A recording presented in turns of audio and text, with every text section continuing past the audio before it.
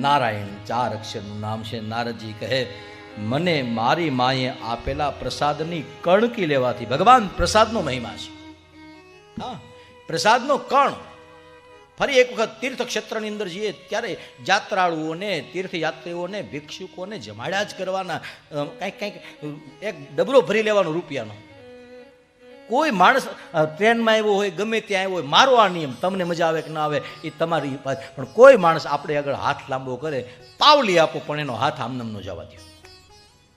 દુનિયાનો કોઈ પણ માણસ, તમારી શક્તિ છે એ પ્રમાણે તમારે આપવું જોઈએ.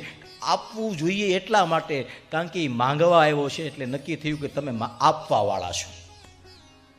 ભગવાને તમને દાતા બનાવ્યા હોય તો જ કોઈક તમારી પાસે માંગવા આવે, નહીં તો તમારી પાસે કોઈ મોઢું લઈને આવે નહીં. રૂપિયો આપો, પાવલી આપો, આઠાના આપો, કાંઈ ન હોય તો ખિસ્સામાંથી એક ચોકલેટ કાઢીને આપો, પણ હાથ કોઈનો ક્યારેય ખાલી પોતાની પાસેથી પાછો ન આવી જાય એનું ધ્યાન રાખો.